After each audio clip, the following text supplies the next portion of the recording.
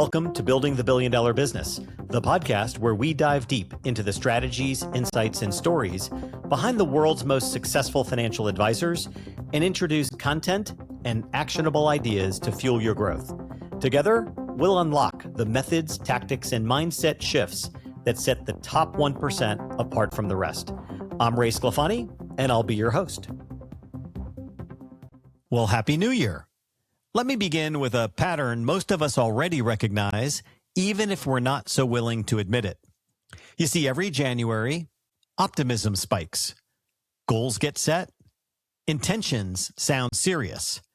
And then, quietly, momentum starts to slowly fade. Here's what the data tells us. Roughly 40 to 45% of Americans make New Year's resolutions. About half abandon them within 6 months. And only 8 to 10% successfully maintain them long term. The strongest academic source behind this data is John Norcross. He's a clinical psychologist and professor at the University of Scranton. He has studied New Year's resolutions for decades, a true authority. His research shows something important. Most resolutions don't fail late in the year, they fail early. In fact, within the first 6 to 8 weeks. Not by summer, not by fall, early. Which tells us something uncomfortable but useful. This isn't a motivation problem, it's a design problem. And believe it or not, every January, teams run kind of a similar experiment. They overset with way too many goals, and they find themselves having to regroup within the first few months of the year. But before I want to get into what actually works with high-performing teams, I want to take you back a few years and share a personal story with you.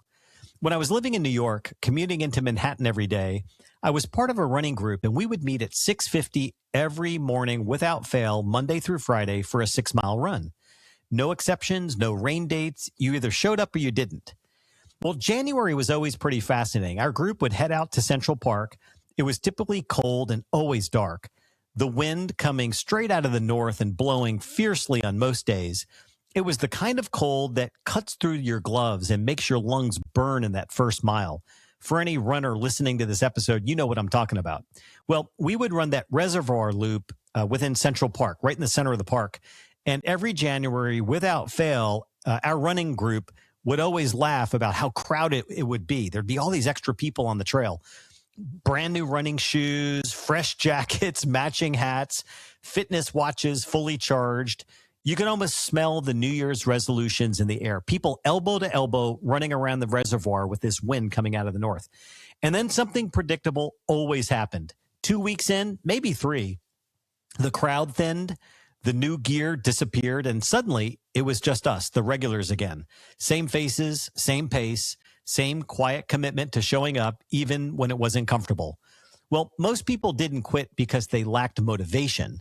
They quit because they lacked a plan built to survive the cold. Well, that same pattern actually shows up in real behavior data. Strava, you know, that global fitness tracking platform, which analyzes hundreds of millions of anonymized activity data points from users around the world every year. They've popularized a term called Quitter's Day, which is typically on the second or third Friday in January when activity levels drop sharply after that New Year's surge. This reinforces just how early the decline happens. Well, that same pattern plays out inside advisory teams every January. The holidays are officially over, everyone's back to work, calendars begin filling up, and leaders are sharpening pencils and planning the kickoff meeting. And all too often, those kickoff meetings are built around resolutions. We'll communicate better this year. We won't overcommit this year. We'll be more disciplined. We'll set more realistic goals. Well, it all sounds thoughtful and responsible, but it rarely changes outcomes because this is not a motivation problem.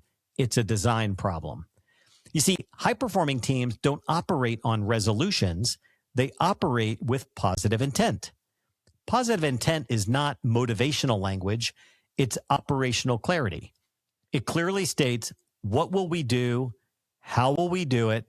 And why does it matter? It's clear priorities and it's limited. It's very focused and sharp. Before I want to get into the 5 parts of what high-performing teams include in their kickoff meetings, there's one leadership move I want to mention that matters more than most people realize. Great leaders, the best in our business, connect on a very personal level before they align professionally. So long before the kickoff meeting, begin to meet one-on-one with your team members. Take time to understand what they want to achieve on a personal level, not because it's mandatory, but because it builds trust and adds great value. Just as with clients, some team members, well, they're naturally open, while others may be more private. Both are fine. The point is not to force disclosure, but to create a relationship and a space where the question can be asked and then answered. When leaders show up with genuine interest in what matters most to each individual on their team, they strengthen those relationships and deepen trust. Not everybody's going to want to share, but where it works, work it. Early in the year, when someone shares a personal goal, the most powerful thing you can do is slow the conversation down a bit and ask 2 very specific questions. Number 1, what is it that you really want to accomplish on a personal or professional level this year? And secondly, what will having that do for you? Well, that second question moves the conversation from surface behavior to meaning. Let me share a specific example. I was asking one of my team members recently what it was they wanted to achieve this year. And they said very candidly, I want to lose some weight, Ray, and lower my A1C. Well, I was really honest. It was real, but yet it was a little incomplete. And so with some follow-up questions, I simply asked, hey, what will having losing some weight and lowering your A1C do for you? And this person responded with something just brilliant. Well, I want to invest in my health, Ray. I want to improve my longevity. I want to be present and active for my family in the long term. Well, that framing creates real clarity and follow through.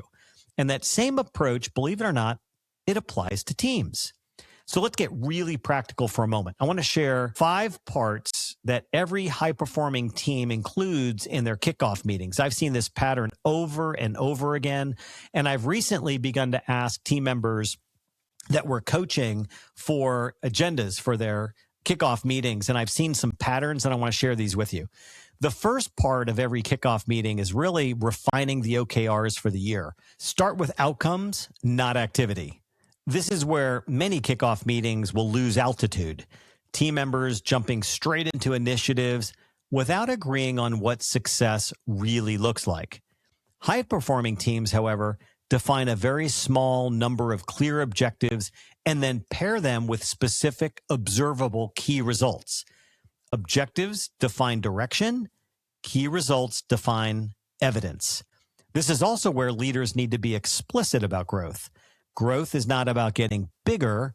Growth is about getting better. So as you refine your OKRs, ask 2 specific questions. How does this objective meaningfully improve the experience and the advice we deliver for clients? And how does this make our team better, not just busier? Those 2 questions help teams avoid chasing scale and growth for its own sake and refocuses their efforts on value creation. For teams operating on the EOS model outlined in Gino Wickman's book, Traction, OKRs are not a replacement, they're complementary. EOS creates cadence, accountability, and operational discipline, and OKRs add altitude by clarifying outcomes and client impact and how success will be measured. Together, they help teams move past growth plateaus by aligning day-to-day execution with what actually makes the business better. When this part is done well, execution stops being reactive and then starts becoming more intentional. The second part of every high-performing kickoff meeting is setting clear priorities with a clear why. Most teams don't struggle with effort. They struggle with priority overload. So the best in the business identify top 3 priorities that are going to drive the outcomes for the year. Then they state each of those priorities with a positive intent and explain why it matters to clients and the team's long-term strategy. So this ends up becoming the decision filter when the pressure starts to build mid-year and you want to start adding lots more priorities to the table. It actually helps the team make the right trade-offs in the months ahead. Okay, Part 3, even if you celebrated in December, celebrate again. Recognition reinforces behavior. So reflection builds judgment, and you want to talk openly about the previous year. What worked last year? What didn't? High-performing teams turn experience into learning rather than rushing right past it. Momentum without reflection is fragile. Okay, part 4, you want to go back and revisit your values through shared experiences. Execution and high performance will depend on the trust that's been built within the team and then is reinforced through shared experiences. This part of the kickoff is about revisiting values and then making them come alive. Values will drift when they are only words on a wall, so you want to bring them back to life by recognizing the behaviors that reflected those values in the previous year. Talk about moments when the team lived them well and moments when it was harder. Pair that conversation with a shared experience. Maybe it's a shared experience over a meal. Maybe it's a service activity. You do some philanthropic contribution, volunteering in the community. Maybe time together like a bowling trip or something that reinforces that, hey, we're a team. We're doing something fun together and sharing some experiences together. We're not just a collection of individuals. When the values are revisited and reinforced together, well, they become practical guides for decision-making, especially when the pressure is high. Okay, the last part is that personal growth begins with this positive intent. So I want to go back to what I talked a little bit about earlier, that importance of connecting personally before aligning professionally. So this is where it shows up in a practical way. So if strong leaders meet with their team members ahead of time individually and discuss those personal and professional growth goals and development plans for the year, not prying or making anything mandatory, but to build trust and understanding, just as you might do with clients. And you take that information and ask for some volunteers. You might ask somebody willing to share their intent with the group, not resolutions, clear intent. Let me give you a few examples I've heard recently from a team I was leading their offsite strategic planning session for the year ahead. We went around the room and here were a few positive intent statements I heard from different team members. One said, I will deepen my technical expertise so I can support our top client experience priority with greater confidence. This was a team focusing in on moving into the high net worth space. And one of the senior advisors was going to go to the IWI for their Chartered Private Wealth Advisor designation. So that was their positive intent statement they made for themselves. Another said, I will strengthen my leadership skills through regular feedback so our execution against our growth objectives stays consistent.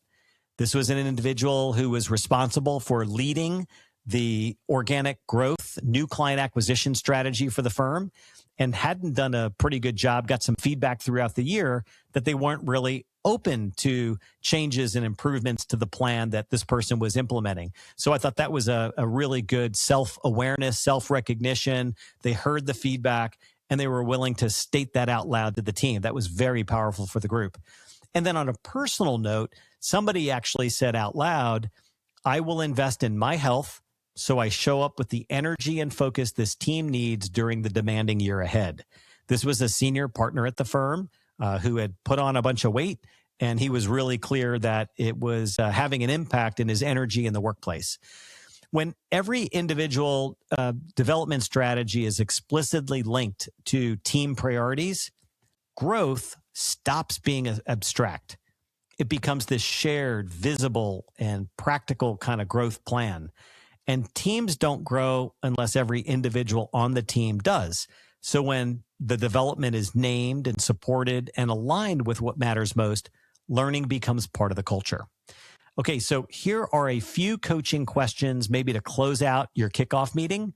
Feel free to use these questions personally, maybe with your leadership team or with your entire team. You might use these questions as just a recap of today's episode. Okay, number one, what would meaningful progress look like this year if we focused on learning rather than perfection? Number two, which capability do you want to strengthen to become more valuable to the team and to your clients? And number three, if we were 12 months ahead and saying out loud, wow, this was a strong year, What would we have done differently starting right now? Okay, the bottom line is this. Resolutions feel productive in January. They rarely survive February. Positive intent creates clarity, accountability, and lasting momentum. High-performing teams skip resolutions. They rather focus on how they will think, work, and grow together. I appreciate you listening to today's episode. If you found today's episode helpful, please leave us a review. It helps more leaders like you find our show. And if you're not already following Building the Billion Dollar Business, please do so. We drop a new episode every Tuesday morning at 5 a.m. Central Time. And please share this episode with a friend or colleague who's planning their kickoff meeting right now. Happy New Year, and I look forward to a positive year ahead. Well, thanks for tuning in, and that's a wrap. Until next time, this is Ray Sclafani. Keep building, growing, and striving for greatness. Together, we'll redefine what's possible in the world of wealth management. Be sure to check back for our latest episode and article.